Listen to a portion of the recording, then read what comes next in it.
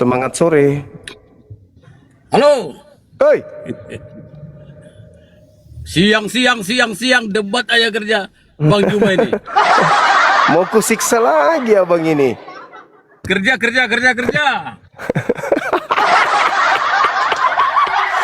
Abang lagi kerja kah? Mau sambil kerja pun aku Jom, bisa yang aku menyiksamu, percayalah. Ternyata diam-diam juga mau nyiksa juga beliau ini. Ayo, kita saling siksa. Gimana? Ayo. Sehat kan? Pasti udah makan belum? Makan dulu. Udah dong, udah. Yo, gas. Apa ini Gas. judulnya nih? Tuh, Tuhan membuat Tuhan. Mampus Itu kan sudah. pernyataan konyol itu. Masa sih? Iya, Alasannya? perkataannya konyol, perkataannya pasti konyol. Alasannya kenapa bang? Ya, logika kita berpikir nggak mungkin lah. Misalnya tukang becak membikin tukang becak kan gitu. Jadi kenapa dibikin judul lagi? Berarti judulnya aja udah konyol, apalagi isi pembicaraannya. Oke, tapi nggak apa-apa lah, biar menarik. Ya, lagian biar ada kerjamu, Jum. Biar nggak nganggur. Ayo, gas. Dari Itu mana loh, kita mulai? Kisah Para Rasul 2 nomor 36. Ya, apa itu? Seluruh orang Israel harus tahu bahwa Yesus yang kau salibkan itu Ya. telah dibuat menjadi menjadi Tuhan oleh Allah dan Kristus. Gitu. Oke.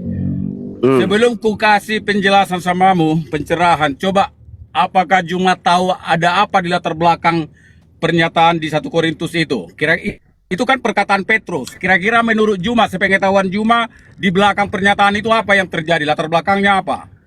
Latar belakangnya orang-orang yang membenci Yesus, pingin kali Yesus mati. Salah itu, Jum. Iyalah. Jadi kalau kita baca di dalam satu perikop itu, Jum, kenapa perkataan itu keluar dari mulut Rasul Petrus kala itu saat dia sedang menyampaikan firman Tuhan kepada khalayak ramai. Iya. Saat itu banyak orang bertobat, saat itu banyak orang dipenuhi Roh Kudus, lalu banyak orang yang kemudian berkata, siapakah gerangan orang ini sampai segitunya bisa membuat sesuatu mujizat yang belum pernah kita saksikan. Lalu nggak ada dalilnya kayak gitu. Lalu keluarlah kata-kata kalimat tadi. Nggak ada dari kayak latar gitu. belakangnya seperti itu. Tidak dong. Anda ini abang ini selalu ngada-ngadi. Iya, bacalah namanya kisah Rasul itu. Kisah Rasul itu kan namanya aja udah kisah Rasul. Jadi rasul-rasul terutama Petrus di situ melakukan penginjilan, penyebaran Injil, menuntun orang banyak bertobat kepada Kristus, pengikut Kristus. Itulah latar belakangnya. Jadi banyak orang terkesima, terheran-heran karena mujizat sekali bertobat satu hari 3.000 jiwa. Jadi orang heran, ada apa? Ini siapa gerangan orang ini? Lalu keluarlah kalimat itu. Kira-kira itulah backgroundnya kurang lebih. Tidak begitu. Justru yang menyalib Yesus itu adalah orang yang tidak percaya kepada Yesus. Kan Yesus itu disalib, maka Petrus mengatakan apa? Coba baca datanya. Kalau kita melihat di data 29. Oke, bacakanlah dulu karena aku lagi di mobil ini, tidak ada Alkitab. Susah juga kan buka di handphone. Cobalah Juma sendiri yang bacakan. Oke, jadi kalau kita lihat Petrus sedang menjelaskan tentang Nabi Daud dan nubuatan Nabi Daud. Di data nomor 29, di situ Petrus mengkhotbahkan bahwasanya, saudara-saudara, aku boleh berkata-kata dengan kalian berterus terang tentang Daud yang makamnya masih ada di tengah-tengah kita. Dia yang telah menceritakan, Daud ini yang telah menceritakan, dan kita tahu bahwa Tuhan telah berjanji kepada Daud dengan mengangkat sumpah bahwa Tuhan akan mendudukkan seorang dari keturunan Daud di atas tahtanya. Nomor 30-nya diterangkan, 31-nya diterangkan bahwa keturunan Daud ini yang adalah Yesus, diterangkan bahwasanya dagingnya tidak mengalami kematian. Dagingnya tidak mengalami kematian. Lalu dikatakan lagi, Yesus ini akan menjadi saksi. Lalu dikatakan lagi bahwa ketika dagingnya tidak mengalami kematian dan tidak ditinggalkan di dunia orang mati, dia akan ditinggikan oleh malaikat Tuhan. Jadi Yesus tidak mengalami kematian, dia akan ditinggikan oleh malaikat Tuhan ke langit. Nah, makanya dikatakan di 36-nya, jadi seluruh orang Israel harus tahu bahwa Yesus yang telah kau salibkan itu, Allah telah membuatnya menjadi Tuhan dan Kristus. Tuhan dan Kristus. Nah, untuk siapa? Untuk siapa Yesus yang disalib ini menjadi Tuhan? Untuk siapa? Untuk seluruh isi dunia. Disitulah kebohongannya Anda. Seluruh makhluk hidup yang ada di atas bumi dan di kolong langit. Disitulah kebohongan Anda. Itu kan menurut Juma kebohongan, karena Juma gak percaya sama Yesus. Saya ulang lagi. Yang menyalib Yesus orang benar atau orang jahat? Yang menyalib Yesus itu, kita tidak bisa menjudgment orang apakah dia benar atau jahat, tapi peristiwa penyaliban itu fakta. Sekarang gini Jom, kutanya dulu kau, pakai logika Jom. Bagaimana Juma sekarang mampu menjustis orang yang menyalib Yesus itu benar atau salah? Coba buka faktanya, dalilmu apa? Pertama, perintah Elohim jangan membunuh. Yang kedua, ditegaskan lagi jangan membunuh orang benar, orang yang tidak bersalah. Yang ketiga, mereka yang membunuh adalah membunuh untuk politik. Yang keempat, mereka yang membunuh karena tidak menemukan kesalahan terhadap Yesus, maka mereka melakukan tipu muslihat, kesaksian palsu, dan iblis terlibat di dalamnya. Maka dengan kesimpulan keadaan tersebut, berarti yang menyalib Yesus adalah orang yang membenci Yesus, angkatan jahat.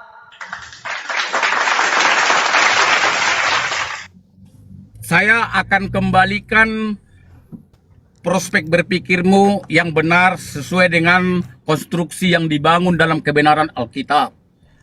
Jadi apa yang kau katakan bahwa orang-orang yang menyalib Yesus itu, kau bilang mereka adalah orang jahat karena membunuh, karena ada larangan hukum Taurat jangan membunuh.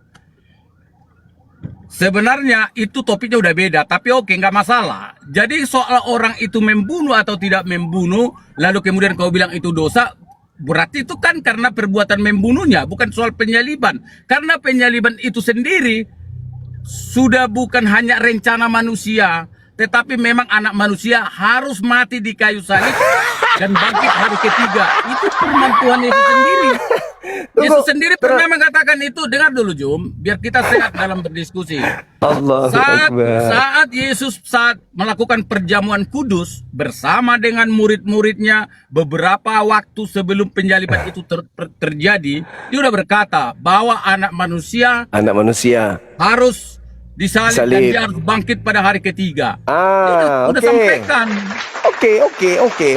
Itu sudah bagian daripada cerita ini. Sekarang permasalahannya adalah ada ketika di dalam khotbah Petrus Kisah Rasul 2:36, di situ dikatakan bahwa jadi seluruh kaum Israel harus tahu dengan pasti bahwa Allah telah membuat Yesus yang kau salibkan itu menjadi Tuhan dan Kristus. Yang kau salibkan, kalian.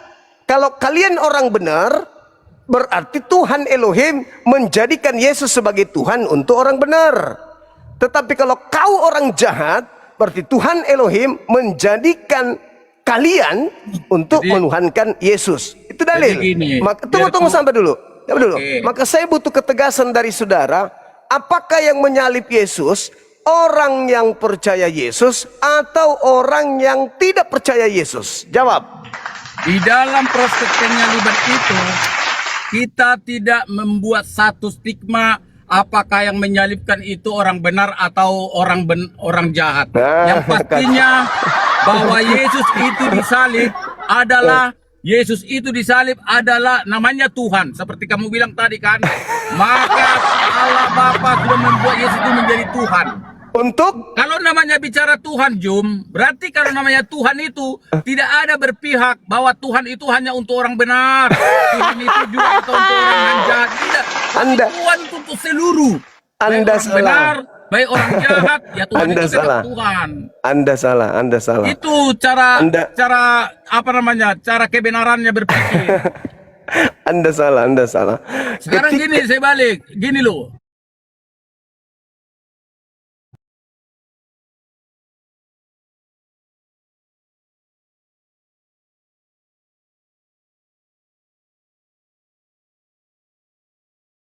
Allahnya beribu, ya Allahnya orang kale, ya Allah bagi semua orang. Kan begitu. Yesus ini dijadikan Tuhan kepada mereka yang menyalib Yesus, bukan kepada seluruh alam. Nggak ada perkataan Lah, yang itu spesifik seperti itu. itu dalilnya Nggak ada, Kisah Rasul Bos. 2 nomor 36, Abang. Iya, Itu jelas tapi itu. maksudnya bukan berarti Anda- perkataan Saudara, ketuhanan Yesus itu hanya untuk yang dia katakan, Oh, bukan. tidak. Coba baca runutannya 37, 38, 39, 40. Dia 40-nya dikatakan, Coba sebutkan. Aku kan nggak ada Nah, di situ ini. dia katakan di data 40-nya apa? Dan dengan banyak perkataan lain, ia memberi kemudian kesaksian terhadap itu semua dan mengecam dan menasihati mereka yang menyalib Yesus. Petrus menasihati mereka yang menyalib Yesus dan berkata, "Berilah dirimu diselamatkan dari angkatan yang jahat ini." Sekarang permasalahannya di mana? Ketika Yesus yang mereka salibkan telah dijadikan menjadi Tuhan bagi mereka dan itu adalah sebuah kebenaran, kenapa mereka disuruh bertobat dan menyelamatkan diri dari angkatan jahat? Pada saat itu orang-orang yang ada di lokasi di mana Petrus bicara tersebut belum semuanya menerima Yesus dan bertobat. Lah, Jadi supaya justru kebenaran yang disampaikannya itu Anda- menjadi diterima dan kemudian mereka bertobat dan selamatkan Saudara. mereka dari dosa-dosa mereka. Saudara. Itu perikop itu jangan dikemana-manain, Jo. Sekarang begini. Ketika Petrus berkhotbah dan mengatakan korban salib, yaitu Yesus yang kalian katakan Yesus, Tuhan Elohim menjadikan korban yang kau salib ini menjadi Tuhanmu. Oke? Tuhan yang Ya, menjadikan. Tuhan yang menjadikan. Otomatis Yesus ini Tuhan bagi mereka orang-orang jahat.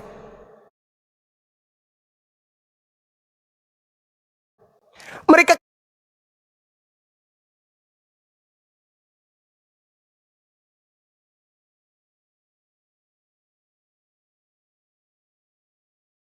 kenapa? Bagaimana caranya aku selamat?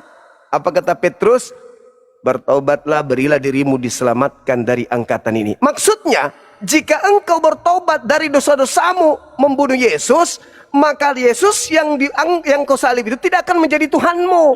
Kau kembali kepada pangkuan Elohim. Itu tafsiran sesatku itu, Jom. Oh, bukan tafsiran. Kalau menafsir boleh, Jom, tapi Bukan jangan tafsiran. sesat. Oke, sekarang Tafsir pertanyaannya. aku menyesatkan seluruh makhluk hidup. Dengar. Pertanyaannya gini, Bung. Apakah kemudian orang-orang yang menyalib Yesus senang ketika dia tahu bahwa Yesus dijadikan Tuhan untuk dirinya? Senang atau tidak? Setelah mereka mendapatkan pencerahan dari Petrus saat itu bahwa mereka telah melakukan sesuatu yang mereka tidak tahu apa yang mereka lakukan itu, dan kemudian saat itu mereka tahu begitu Petrus menjabarkannya, menyampaikan firman Tuhan, barulah mereka merasakan dan mungkin mereka menyesal lalu mereka bertobat. Itulah 3.000 jiwa sekali bertobat. Dengarkan sekali Itulah lagi saya faktanya. katakan. Dengarkan. Ketika orang-orang yang jahat ini mengetahui bahwa orang yang disalibnya itu oleh Elohim dijadikannya sebagai Tuhan bagi mereka, mereka bahagia, mereka senang atau gimana?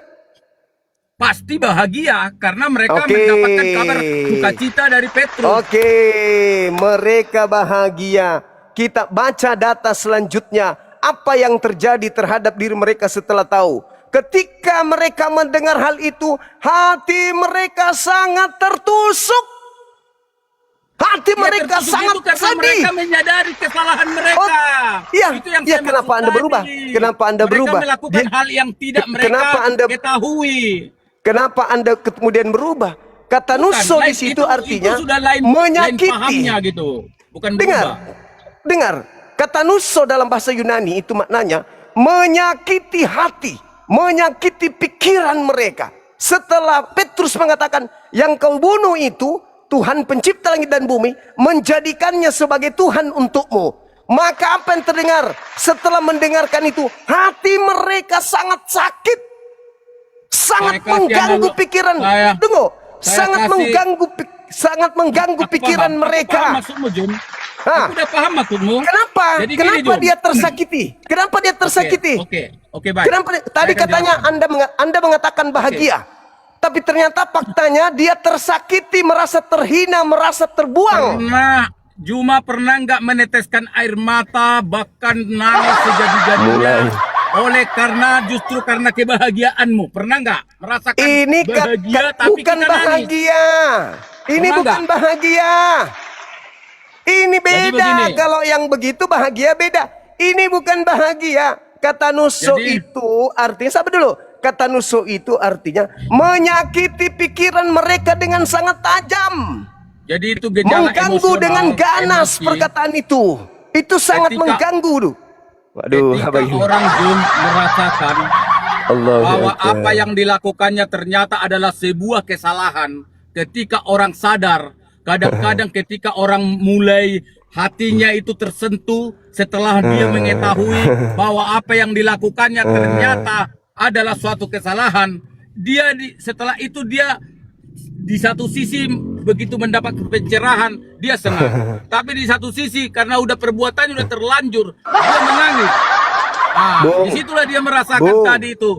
Hatinya itu seperti disayat-sayat. Bung, Itu kalau maksudnya.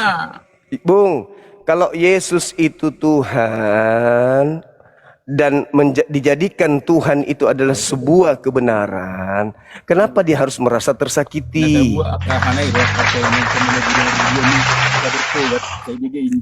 Kenapa dia tersakiti? Kenapa dia terpukul?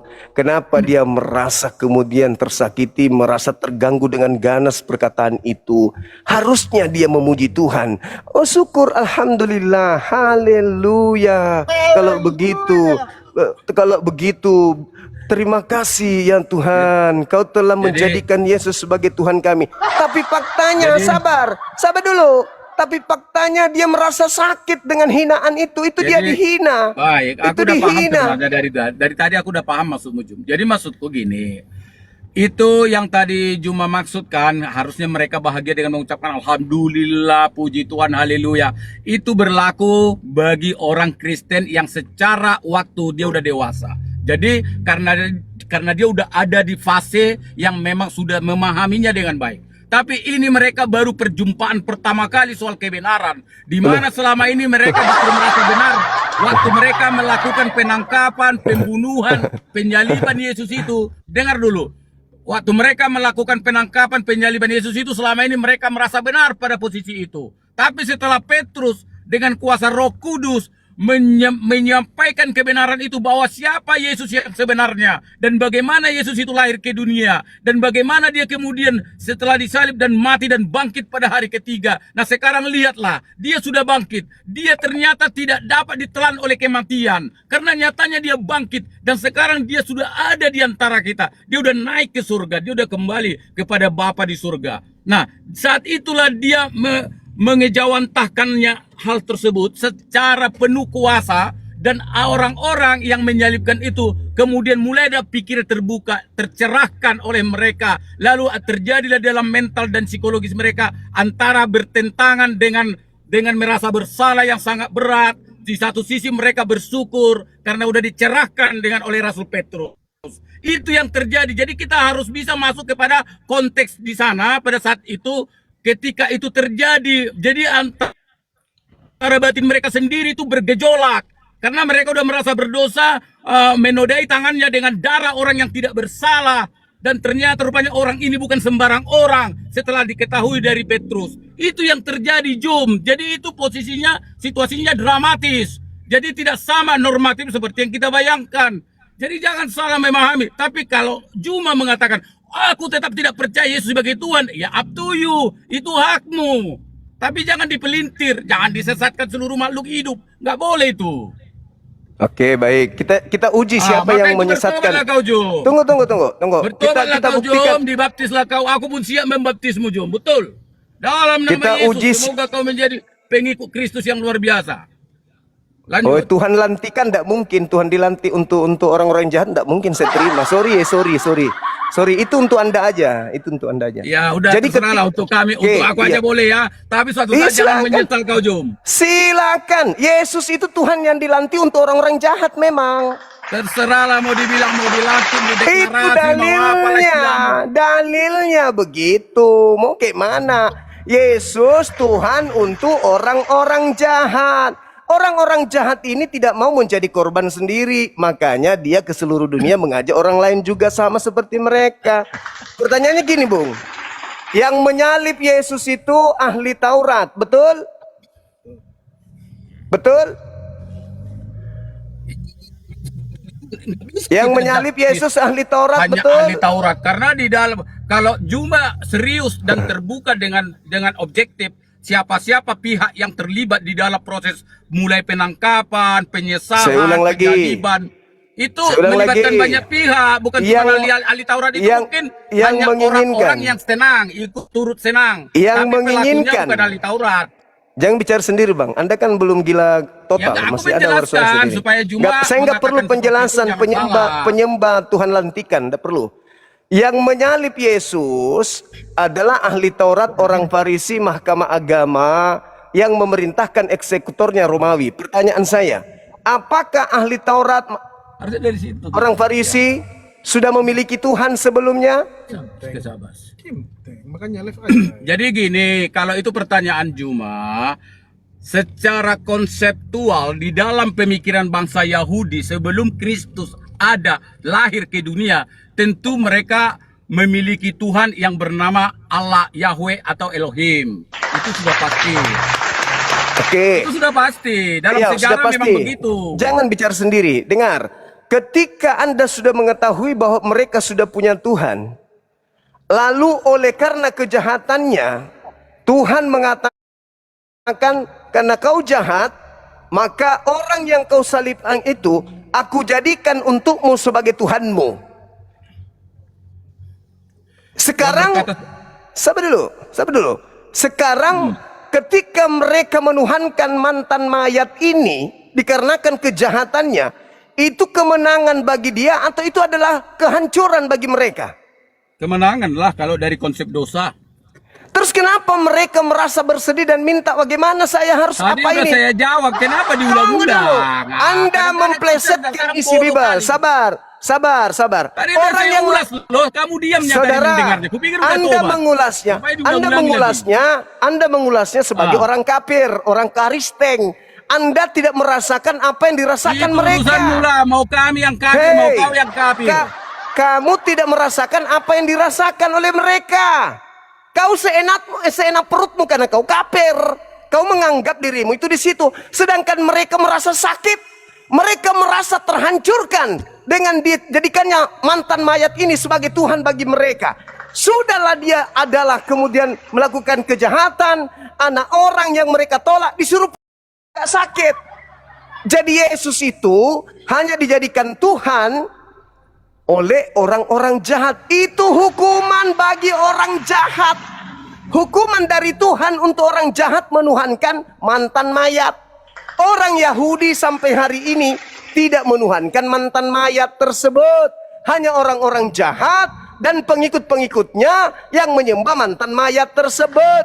Orang Yahudi di sinagoge tidak menyembah mantan mayat. Itulah yang menyakiti hati mereka. Sangat membuat hati mereka itu terguncang. Maka dia bertanya kepada Petrus, apa yang harus kami lakukan kalau sudah kayak begini? Apa kata Petrus? Berilah dirimu diselamatkan dari angkatan jahat itu. Bertobatlah Maksudnya apa? dan berilah dirimu dibaptis. Nah, maksudnya apa? Keluarlah dari orang-orang jahat. Jangan mau Yesus Itu kan tar. lagi-lagi tafsiran sesatmu, Jum. Loh, sekarang kalau dia bertobat, siapa Tuhannya? Kembali kepada siapa? Tuhan yang mana? Justru karena Petrus mengajak mereka bertobat itu dalam rangka untuk mempercayai Yesus Kristus sebagai Tuhan. Nenekmu kiper. Loh, nenekmu kiper. Justru disuruh Baca dia kitab bertobat. dengan baik, Jom. Bukan matamu yang baik. Dengarkan. Dari tadi Yesus ku dengar Tuhan. kau. Cuma kau yang Yesus ngomong. Tuhan. Yesus Tuhan untuk orang-orang jahat waktu itu kan, dilantik untuk orang jahat kan, betul nggak? Lanjut. Saya tanya samamu, Tuhan Elohim melantik Yesus, membuat Yesus menjadi Tuhan untuk orang jahat kan? Untuk semua makhluk hidup dari tadi udah kujawab. Dalilnya mana? Loh, kok dalilnya mana? Dalilnya mana? Dengarkan. Dalilnya Yohanes 13. Yohanes 13. Nenekmu kiper. Yang di situ yang saya tanya. Hoi, yang di situ yang saya tanya. Kisah para rasul itu di khotbah Petrus, di mana Yesus dilantik menjadi Tuhan untuk seluruh orang? Mana dalilnya? Yesus itu tidak hanya di dalam kisah Mana para rasul. dalilnya? Di semua kitab Mana perjanjian baru ada tentang dalilnya? Yesus. Mana dalilnya Tuhan Elohim menjadikan Yesus sebagai Tuhan untuk seluruh umat manusia? Aku adalah Dalil. jalan dan kebenaran dan Nenekmu hidup. kiper. Barang siapa Justru yang orang percaya yang padaku menjadikan, akan dengar. diselamatkan. Dengarkan, yang menjadikan Yesus jalan tidak menyalip Yesus. Yang menolak Yesus sebagai jalanlah yang menyalip Yesus, tuyul. Jadi jangan kau gabungkan. Sekarang yang menyalip Yesuslah yang dijadikan Yesus sebagai Tuhan mereka. Ya, Mana makanya dalilnya? Petrus pun kan berkata kepada orang yang seperti kau anggap itu, yang kau Mana anggap yang dalilnya? melakukan kejahatan itu. Mana dalilnya? Dan Bahwa dalilnya Yesus, perkataan Petrus itu sendiri. Yesus mengatakan, Yesus yang kau salibkan itu telah dijadikan menjadi Tuhan untuk siapa? Untuk kamu. Jadi aku gara-gara sambil Sekarang mana dalil? Sabar dulu. Dengar dulu, Jom. Mana dalilnya? Dengar Bro? dulu, Jom. Mana Sebentar dalilnya? Tuhan Aku- melantik Yesus menjadi Tuhan untuk seluruh manusia. Mana dalilnya? Sebenarnya dalil untuk pertanyaanmu sangat banyak bahwa Yesus itu Silakan, di mana Tuhan? untuk semua makhluk hidup. Di Cuma mana karena aku ini dalilnya lagi di Tuhan mobil, nggak bisa buka Elohim? Alkitab. Kalau bisa Di kutunjukkan mana sama. dalilnya Tuhan Elohim membuat Yesus untuk menjadi Tuhan bagi seluruh manusia? Mana dalil? Tuhan Elohim menjadikan Yesus sebagai Tuhan hanya untuk orang jahat. Dalilnya Kisah Para Rasul 2 nomor 36. Itu kan tafsiranmu yang sesat. Saya minta dalil, saya bukan minta tafsir. Saya minta dalil di mana dalilnya Yesus dibuat menjadi Tuhan untuk seluruh manusia. Mana? Yang pastinya, Jom, di Alkitab firman Tuhan jelas sangat banyak mengatakan bahwa Yesus adalah juru selamat dunia. Ya, kalau kau tidak tahu arti kerjaan dunia, angkatan berarti kau harus jahat. belajar dulu isi dunia. Orang-orang tentang dunia. jahat yang sudah dikutuk ini tidak mau masuk neraka sendiri. Maka dia mengajak orang-orang lain juga masuk neraka dengan Itu kan menuhankan menurutmu. Tuhan lantikan. Tidak Itu kan dong. tafsiran sesatmu. Sekarang mana dalilnya? Mana dalilnya? Loh, tadi Mana aku dalilnya? bilang, Tuhan Yesus itu membuat datang ke Yesus dunia ini yang untuk disalib menjadi juru selamat untuk dunia. menjadi Tuhan bagi seluruh manusia. Mana dalil? Dalil. Yesus datang ke dunia ini untuk menjadi juru selamat dunia, termasuk Juma dan keluarga Juma di Nenekmu dalamnya. kiper. Justru yang menolak Yesus jadi juru selamatlah yang menyalibkan, tuyul. Jangan kau gila permanen. Kalau orang menjadikan Yesus juru selamat, tidak mungkin disalibnya. Karena mereka menghentikan keselamatan yang Yesus ajarkan, maka Tuhan menghakimi mereka dengan menjadikan korban pengganti Yesus itu sebagai Tuhan Dengar dulu, bagi Jom. orang jahat. Biar kau Jadi kasih kau pelajaran kesimpulannya, cara berbicara. Dengar dulu, dengar aku. kesimpulannya, yang menuhankan Yesus hanyalah orang-orang yang dikutuk Elohim. Titik. Dengar dulu, Jom. Tadi kan kau bilang, kadang-kadang perkataan Juma ini paradoks. Jadi aku nggak tahu ini, otaknya juga paradoks ini, kurasa ini. Tadi kau bilang kan, Jom, tadi kau bilang, ingat kata-katamu tadi. Bagaimana mungkin, ya kan, orang yang menyalibkan Tuhannya, menjadikan itu lagi jadi Tuhan, kau bilang. Juma pernah tahu nggak secara logikamu, pada saat mereka menyalibkan, mereka belum paham siapa itu Yesus. Jadi jangan kau samaratakan waktunya. Anda Mereka keliru. dengar dong, aku ngomong tadi kau panjang lebar. Dengar dulu. Mereka mengerti bahwa Yesus itu Tuhan tatkala semua proses penyaliban itu sudah berlalu. Yesus sudah bangkit dari kubur. Baru tahu mereka ceritanya dari Petrus bahwa ternyata Yesus itu adalah Tuhan. Jadi bukan Tuhan berarti bagi? mereka menyalibkan Tuhan. Tuhan dan bagi mempertuhankan siapa? Yang disalibkan bukan Tuhan itu. bagi siapa? Ya, Tuhan bagi ketika itu mereka percaya terhadap perkataan Petrus, berarti itu adalah orang-orang Yahudi yang menyalibkan itu. Disitulah mereka Yesus percaya Tuhan. bahwa Yesus Tuhan. Yesus Tuhan bagi siapa?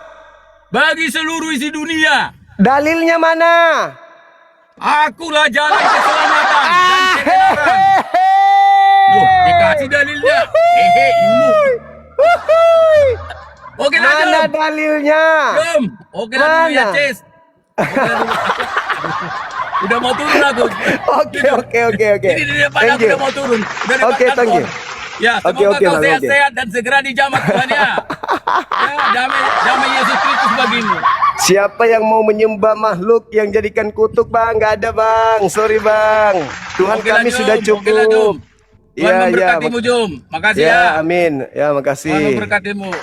Siap. Allahu Akbar. Masya Allah, teman-teman. Saudara-saudara kita Kristen ini semakin ngotot, semakin nyata. Ngotot kalian, makin nyatalah apa yang kemudian Al-Quran katakan. Al-Quran menjelaskan apa? Tuhan Allah menjadikan iblis sebagai sembahan. Tolong sayang, lampu. Sebagai sembahan. Bagi siapa? Bagi orang-orang jahat. Iblis dijadikan Tuhan bagi orang-orang jahat. Itu kata Quran. Inna ja'alna syayatin awliya'a lilladina la yu'minun. Makanya seruannya apa? Ya Bani Adam. Wahai Bani Adam. Jangan dinaikkan dulu ya moderator. Kita mau maghrib. Wahai Bani Adam. Kata Allah. Syukran sahabat bintang. Wahai Bani Adam. Jangan sampai kau disesatkan kemudian oleh setan. Sebagaimana setan telah menyesatkan orang tuamu ketika di surga. Jangan. Jangan mau kau disesatkan. Kenapa? Karena setan itu bisa melihat kamu dari tempat yang kamu tidak lihat dia. Jadi dengan mudah setan itu menyesatkan kamu. Karena setan bisa melihatmu sementara kamu tidak bisa melihatnya. Lalu Allah menekankan apa? Inna ja'alna syayatin awliya lilladzina la yu'minun. Sesungguhnya aku Tuhan menjadikan iblis sebagai penolong, sebagai kurios, sebagai tuan, sebagai Tuhan bagi orang-orang yang tidak beriman. Pertanyaannya, yang menyalib Yesus ini orang beriman kepada Yesus atau tidak beriman? Tidak beriman. Maka Tuhan pencipta langit dan bumi menjadikan orang-orang yang tidak beriman ini yang menginginkan membunuh Yesus, apa yang terjadi? Pengganti Yesus, pengganti Nabi Isa dijadikan sebagai Tuhan bagi mereka. Inna ja'alna syayatin awliya lilladzina la yu'minun. Mereka ingin membunuh Nabi Isa. Nabi Isa mereka ingin bunuh karena mereka tidak beriman kepada Nabi Isa. Tidak seperti kita, beriman kepada nabi-nabi. Mereka tidak beriman kepada Nabi Isa. Nabi Isa diselamatkan. Penggantinya, karena Tuhan membalas makar mereka, maka penggantinya dijadikan sebagai penolong bagi mereka. Itu yang ada di Kisah Para Rasul 2 nomor 36. Makanya Allah Subhanahu wa taala menjelaskan farikan hada wa farikan hakka alaihimud dalalah. Sekelompok manusia sudah pantas untuk mendapat petunjuk. Siapa mereka? Yang beriman kepada para nabi, beriman kepada Nabi Isa, percaya kepada Nabi Isa, menjadi penolong ajaran Nabi Isa. Mereka ini tidak termasuk kepada orang yang kemudian masuk dalam kelompok orang yang sesat. Farikan hada, pantas mereka mendapatkan petunjuk karena mereka kemudian beriman kepada Nabi Isa, beriman kepada utusan Tuhan yang lahir tanpa ayah sebagai rasul bagi mereka untuk mengajak mereka kembali kepada jalan Allah. Wa farikan hakka alaihimud dalalah. Dan sudah pantas sebagian manusia menjadi sesat. Mereka sudah pantas menyembah makhluk. Mereka sudah pantas menyembah korban yang mengganti Nabi Isa. Mereka sudah pantas kemudian masuk ke dalam neraka dengan orang-orang yang pendahulu mereka. Kenapa? Karena mereka tidak beriman kepada Allah. Mereka ingin mencelakakan nabi-nabi Allah. Maka pantas mereka mendapatkan neraka. Yesus mengatakan dalam Matius 23 nomor 32, 33 dan seterusnya. Bahkan sampai 39. Apa kata Yesus? Bagaimana mungkin kau ingin lepas? Bagaimana mungkin kau lepas dari neraka jahanam, kata Yesus. Separuh dari nabi-nabi yang diutus kepadamu, kau bunuh dan kau salibkan. Tuh, tidak mungkin kau lepas dari neraka. Malah kemudian, kata Petrus, karena yang kau salibkan ini, diakibatkan karena kebencianmu, maka Tuhan Elohim menentukan ia yang kau salib menjadi Tuhan dan Kristus. Untuk siapa? Untuk yang tidak beriman kepada Nabi Isa. Maka dijadikanlah kemudian korban pengganti Nabi Isa ini sebagai sembahan. Siapa yang menjadikan itu? Tuhan Allah. Disebabkan karena mereka tidak beriman. Farikan hadawa farikan hakka alaihimud dalalah. Manusia keturunan Adam pantas mendapat petunjuk. Dan sebagian pantas tidak mendapatkan petunjuk alias sesat. Karena mereka kenapa? Mereka menjadikan iblis sebagai pelindung mereka selain daripada Allah. Itu kata Quran. Innahum muttakhasus syayatin awliya min dunillah. Mereka menjadikan penolong selain daripada Allah, pelindung selain daripada Allah. Siapa? Setan. Kenapa dikatakan setan yang dijadikan sebagai pelindung? Mereka sudah tahu. Oh, ternyata dia dijadikan Tuhan untuk orang-orang sesat. Dia dijadikan Tuhan untuk angkatan jahat. Dia dijadikan Tuhan kepada orang-orang yang kufur, ingkar kepada Nabi Isa. Loh, kenapa saya ikut-ikutan? Kenapa saya tidak menyembah Tuhan yang benar aja? Kenapa saya harus mengikuti mereka yang mau menyalib Yesus? Untuk menuhankan kepada korban yang mereka salibkan sendiri. Kenapa? Kenapa? Kan ada Tuhan. Yang sebelum Yesus kan sudah ada Tuhan. Kenapa saya tidak sembah itu aja? Kenapa saya harus menyembah Tuhan yang dibuat oleh Tuhannya Yahudi? Sementara Tuhan yang dibuat oleh Tuhannya Yahudi adalah Tuhan untuk mereka yang jahat. Kenapa? Lalu kata Allah, terjawab, mereka memang pantas sesat karena mereka tahu, tapi tetap aja mereka menuhankan Tuhan yang dilantik tersebut. Wa yahsabuna annahum muhtadun. Mereka menyangka bahwa apa yang mereka lakukan tiap hari Minggu itu adalah petunjuk dari Tuhan pencipta langit dan bumi. Padahal mereka membaca dalam kitab mereka. Mereka membaca, tapi mereka kemudian tidak ingin keluar dari sana. Padahal mereka yang menyalib pun bertanya, apa yang harus aku lakukan? Cepat tolong, please.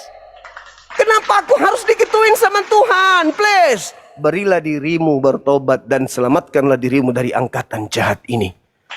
Sudah dikasih solusi kok. Tapi kalian tidak mau mendengarkan solusi yang dikasih Petrus. Bertobat, tinggalkan. Tinggalkan menyembah kepada Tuhan yang dilantik oleh Elohim. Tinggalkan. Bertobat dari sana. Jangan kau tetap di situ. Tetapi faktanya sampai hari ini. Malah berapi-api kalau ditanya. Malah dia semakin hebat kalau ditanya. Padahal kita hanya datang sebagai pembawa kabar gembira dan peringatan. Tidak semua orang kafir bisa bertemu dengan para apologet Islam.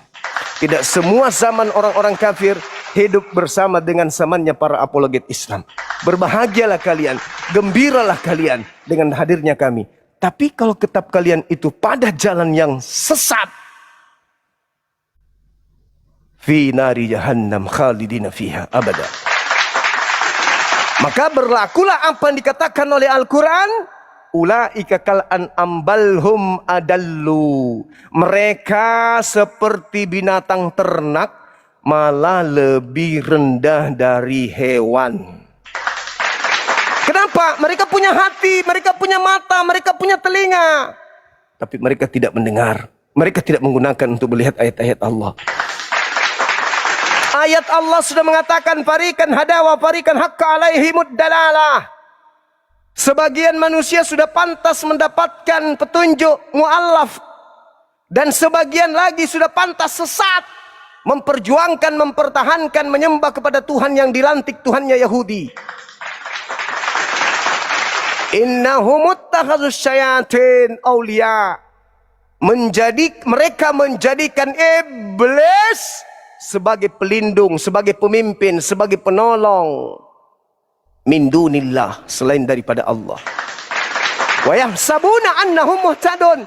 Nah, mereka menganggap, oh, dengan berlenggak-lenggok membawa kitabnya mereka pada hari tertentu, mereka menganggap mereka sudah mendapat petunjuk. Justru itu akibat summum bukmun umyum fahum la yarji'un. Hati mereka buta, mata, kuping gak berfungsi, sehingga mereka tidak membaca ayat-ayat Allah. Ayat Allah sudah datang menyatakan itu, bahwa Tuhan pencipta langit dan bumi menjadikan iblis sebagai Tuhan kalian. Kalau ternyata betul-betul bukan Nabi Isa yang disalib, tetapi adalah orang yang menerima suap, pengkhianat sebagaimana Bible. Yohanes 6 nomor 70. Bukankah aku yang memilih engkau yang 12? Satu di antaramu adalah iblis. Siapa itu? Yudas. Siapa yang menerima suap? Yudas. Siapa yang menyerahkan orang benar Yesus kepada penghakiman untuk dibunuh? Yudas. Siapa yang dikutuk berdasarkan Ulangan 27 nomor 25? Terkutuklah orang yang menerima suap untuk menyerahkan orang benar untuk dibunuh. Yudas. Dan siapa yang dikatakan iblis oleh Yesus? Yudas. Benar tidak Al-Quran ketika dia mengatakan Tuhan pencipta langit dan bumi menjadikan iblis sebagai penolong, sebagai sembahan bagi mereka? Iblis. Yohanes 6:70, Yudas iblis. Kalau ternyata yang dikutuk berdasarkan Ulangan 27:25 adalah Yudas, berarti iblis. Berarti yang keluar dari kubur adalah, berarti yang mereka sembah adalah, maka pantaslah kemudian Al-Quran mengatakan wa idza husyiran nasu kanu lahum a'da wa kanu bi ibadatihim kafirin. Pantas pada hari terakhir nanti apa yang mereka sembah selain daripada Allah akan menjadi musuh mereka, dan pemujaan-pemujaan yang mereka lakukan akan diingkari oleh mereka. Kata Yesus nih, pada hari terakhir nanti banyak orang menyeruku Tuhan, Tuhan, bukankah kami bernubuat pakai namamu? Bukankah kami mengusir setan pakai namamu? Bukankah kami bermujizat pakai namamu? Pada saat itulah aku akan berterus terang kepada mereka, enyahlah daripadaku, aku tidak mengenal kalian. Kalian semua adalah pembuat kejahatan. Wa idza husyiran nasu kanu lahum a'da wa kanu bi ibadatihim kafirin. Pada hari terakhir nanti banyak orang-orang yang menyembah selain daripada Allah akan dimusuhi oleh yang mereka sembah, dan pemujaan-pemujaan yang mereka lakukan akan diingkari oleh dia yang disembahnya. Subhanallah. Ketika datang ayat-ayatku, kata Allah, mereka menolak ayat-ayatku. Mereka tidak beriman. Wa yahsabuna annahum muhtadun. Mereka menganggap bahwa mereka sudah mendapatkan petunjuk. Petunjuk apa? Sudah dijelaskan Elohim. Seluruh orang Israel harus tahu. Yang maksud adalah Yesus yang kau salibkan itu, Allah telah membuatnya menjadi Tuhan. Di mana logika sehat ketika ada Tuhan yang dibuat? Di mana logika Tuhan, logika sehat ketika Tuhan sudah ada, sudah disembah ribuan tahun oleh Abraham, oleh Ismail, oleh Isa, oleh Yakub, turun-temurun sudah disembah. Tiba-tiba saja di abad pertama ada Tuhan yang dibuat lagi. Akal di mana, wey? Jadi jangan marah ketika ada kata yang menyakiti hati. Semua itu adalah kebenaran, berdalil, berdata. Pegangan kita ini Bible. Pegangan kita nih. Kita nggak mengada-ngada. Mereka lah yang lebih pintar dari isi Bible. Ketika Petrus mengatakan kepada mereka orang jahat yang menyalib Yesus, seluruh Israel harus tahu dengan pasti bahwa Yesus yang kau salibkan itu telah dibuat oleh Allah menjadi Tuhan. Yesus yang kau, Yesus yang kalian salib. Begitu ditanya si Oten yang lebih pintar dari Tuhannya, Yesus dibuat menjadi Tuhan oleh Tuhannya Yahudi untuk siapa? Untuk seluruh manusia, Bang Syuma. Pret! Yesus yang kalian. Kalian itu bukan untuk seluruh orang, Pak. Kau itu hanya oknum tertentu, Pak. Yang menyalib di situ bukan semua orang, Pak. Tetapi hanya untuk mereka yang kufur, ingkar, tidak beriman kepada Yesus Nabi Isa alaihissalam. Takbir! Allahu Akbar, Allahu Akbar. Begitu saudaraku. Jadi please, mari ajak pendeta-pendeta kalian hadir. Hadapi Bang Suma untuk berdiskusi dengan baik. Jangan marah, jangan emosi, jangan tendensius kebencian. Jangan. Murni kita diskusi, gunakan data. Pegangan saya Bible dan Al-Quran. Pegangan Anda? Doktrin dogma jauh-jauh dari saya. Doktrin dogma jauh-jauh dari saya. Anda punya ilmu? Sini, diskusi dengan Bang Zuma. Oke, teman-teman sekalian, di sini sudah waktunya ibadah menyembah kepada Tuhan yang disembah oleh para nabi, termasuk Nabi Isa alaihissalam. Sudah maghrib di kota Makassar ini. Saya mohon maaf ketika ada kata-kata yang kurang berkenan, ada kalimat yang mungkin tidak sopan kepada saudara-saudara saya Muslim. Saya mohon maaf yang setinggi-tingginya. Ya, terima kasih juga atas dukungannya, atas atensinya. Kemudian tap-tap layarnya 1M lagi teman-teman, Masya Allah. Cuman ini yang Love Orange ini belum pernah tembus 10K.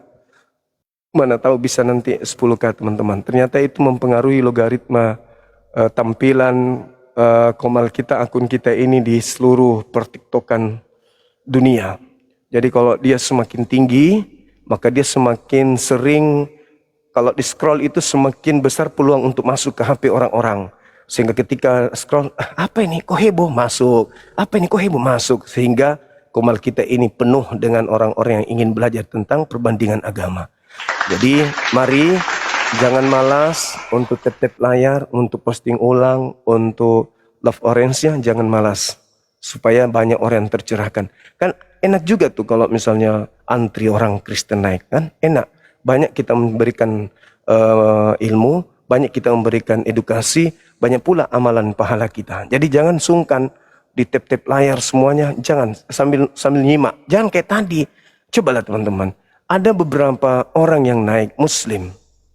Begitu naik ternyata dia lagi tidak monitor. Ada yang di pabrik, ada yang lagi di jalan, ada yang lagi ngobrol, ada yang lagi PK-PK, dan seterusnya. Artinya bahwa ya tidak semua kita yang ada di sini fokus untuk ibadah. Ada yang cuman nebeng-nebeng aja untuk ikut-ikutan. Seharusnya begitu kita masuk tap-tap layar, posting ulang, itu baru ibadah namanya teman-teman sekalian. Oke, sekali lagi mohon maaf dan terima kasih banyak. Begitu juga yang ada di YouTube.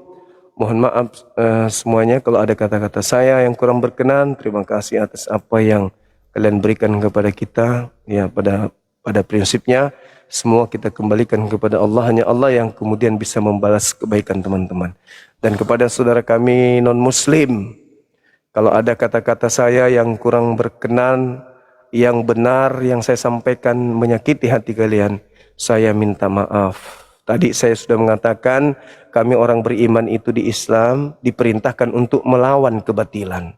Kami umat Islam itu disuruh memerangi kebodohan, disuruh memerangi kejahiliaan, disuruh memerangi kejahilan. Oleh karena itu jangan marah, jangan dendam, jangan emosi. Terima kebenaran itu meskipun pahit. Kalau ada yang perlu diluruskan, mohon izin naik ke sini kita luruskan. Kita rajut toleransi antar umat beragama dengan cara berdiskusi seperti ini. Bukan kita saling tidak kenal satu sama yang lain. Lalu ketika ada riak kecil jadi riak besar. Jangan. Sebisa mungkin kita tetap menjaga toleransi, menjaga persaudaraan kita. Kita saling mencintai satu sama yang lain, mengasihi satu sama yang lain. Sebab kita ini adalah saudara dalam bingkai negara Republik yang kita cintai, Indonesia. Sekali lagi saya minta maaf, dan kalau ada yang perlu Anda luruskan silakan naik ke sini. impokan kepada sarjana-sarjana teologi kita supaya naik ke sini supaya memberikan edukasi pencerahan kepada kami yang ada di sini. Tapi ingat, di sini bukan gereja. Tidak ada doktrin, tidak ada dogma. Semata-mata kita bicara berdasarkan dalil dan kekuatan berfikir.